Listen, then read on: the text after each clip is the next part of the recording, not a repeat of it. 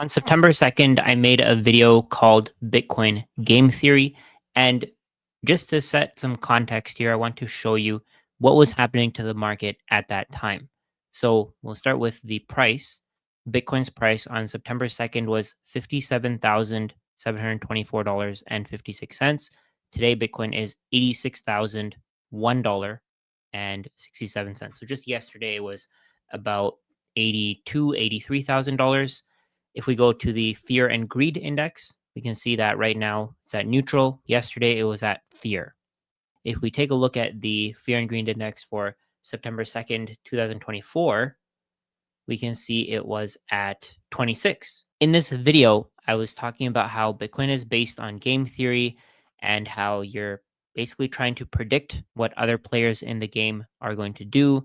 You can watch the video if you want to. These are the things that I talked about. What is game theory? Bitcoin game theory. So, how game theory is involved in Bitcoin's price, how game theory is involved in Bitcoin's adoption, and how I think other players are going to play the game of Bitcoin. And in this video, I want to talk a little bit more about what's happened since then. So back then, we had a completely different market, at least in my opinion. At the time, Joe Biden was the president of the US, and Democrats are pretty bearish on Bitcoin. I don't think they really want it to get far. On the other hand, today, Donald Trump is in office, and Donald Trump is extremely, extremely bullish on Bitcoin. A strategic Bitcoin reserve has been announced for the US.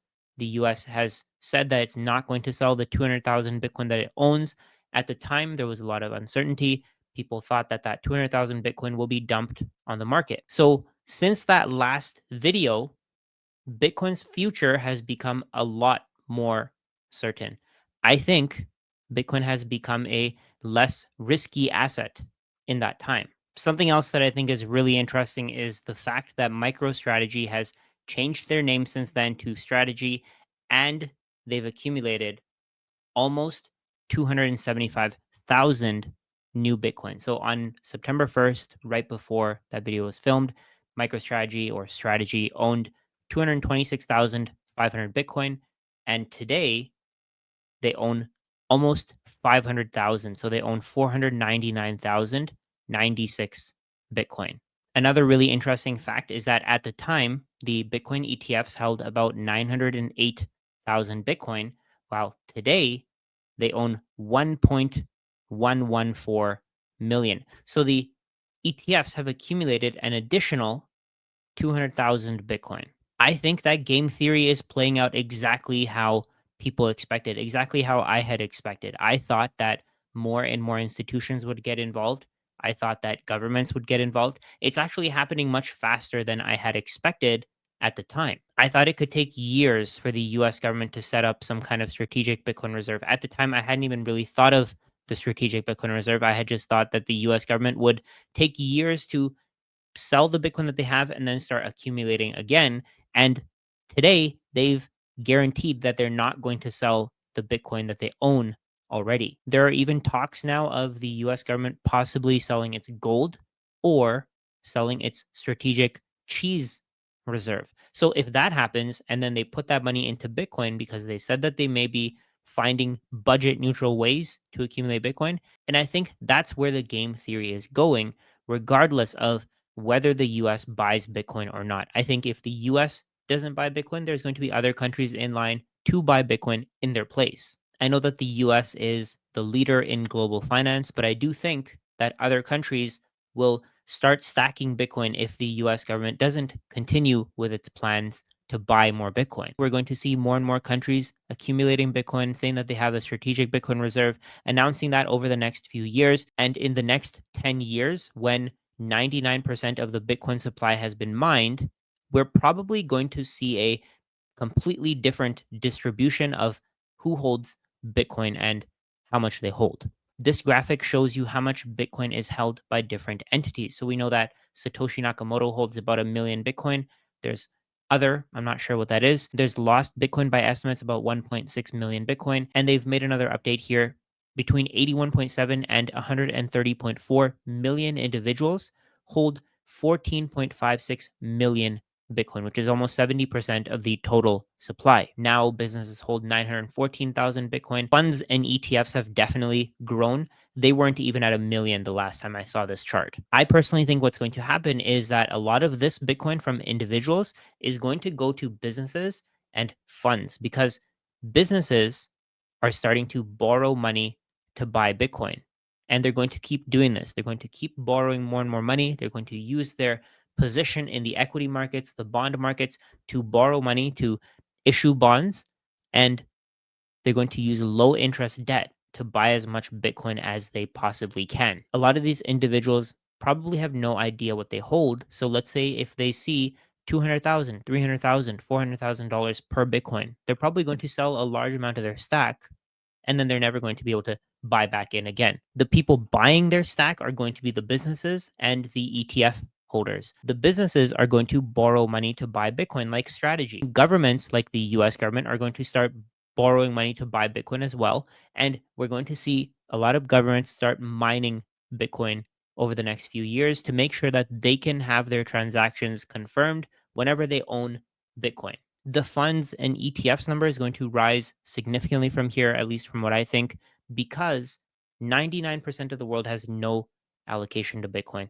Some of the wealthiest people in the world have no allocation, and they're probably just looking for the easiest way to buy as much Bitcoin as possible. Bitcoin from here, from this pile here, is going to move to this pile, and this pile. So it's going to go from individuals to businesses, funds and ETFs, and governments. I think governments are going to be forced to buy Bitcoin because that's going to be the only way to trade across borders, to trade internationally. They may have their own currencies within their own borders, but I think they're going to be forced to also buy Bitcoin for their own trading purposes because there won't be any other way to interact financially with other countries. With the way that Bitcoin works, I don't think merchants are going to want US dollars over the next few years, the next few decades. More and more merchants are going to come out and accept Bitcoin for all of the goods and services that they offer. With all of that being said, the earlier you are to adopt Bitcoin, the better off you're going to be because Bitcoin is a race to accumulate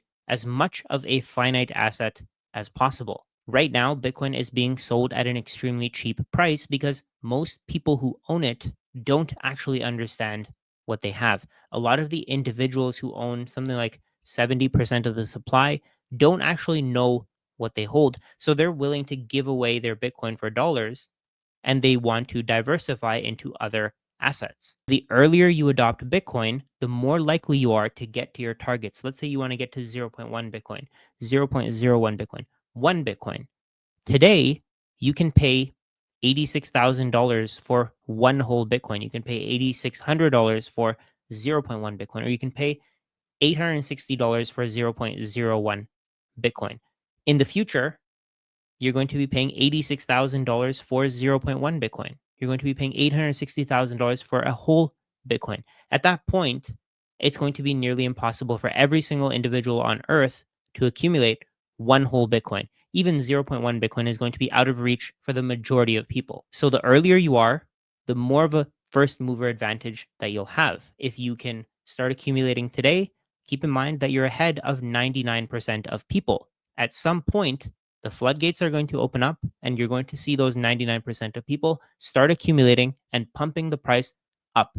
I do think that the market is going to move up in a staircase fashion. I think that we're not going to see the same kind of volatility that we saw in the past because governments will never have to sell their Bitcoin. Once they start accumulating, the price is just going to keep climbing. Businesses also don't have to sell their Bitcoin because what they're doing is they're getting in these deals that allow them to hold their Bitcoin for years. By the time they have to pay off their debt, their Bitcoin will probably have 5 to 10x, and they'll be able to take on more debts to pay off the debt that they took on before. In the past, market movements were determined by retail investors. Today, they're determined by bigger players who have a lot more money to risk. But keep in mind, I could be completely wrong here. I have no idea what's going to happen in the future. For all I know, we could go into the worst bear market that we've ever experienced. Bitcoin's price could drop 95%, and anybody who borrowed money against their Bitcoin could lose everything. If there is ever a bear market, I think it's a very smart decision to have some cash set aside as an emergency fund. So let's say you put away 3 to 4 months worth of cash. You just leave that in your high yield savings account and you use it whenever you need liquidity. So let's say you lose your job. Let's say something happens where you have this random assessment on your condo unit. Something happens, you have to make a repair. In those times, you don't want to be panicking and selling your Bitcoin in case Bitcoin is down as well. Could you imagine stacking for years and then having to sell when Bitcoin's price drops 95%? A more positive scenario is that you have some dry powder left over. So if Bitcoin's price does drop, you can buy more at massively discounted prices. I know you're going to see a loss in terms of purchasing power because of inflation, but this is more for your peace of mind. And I think that the inflation loss is worth it. So all you're going to have to do over the next 4 or 5 years is hold on, try to get through the volatility, keep learning, keep spending time figuring out what Bitcoin is. If you want to, you can also join the Mindful Money and Bitcoin community. It has a lot of content that's not available anywhere else. If you can keep learning about Bitcoin and try to figure out where it's going over the next few years, next few decades, holding on is going to become so much easier.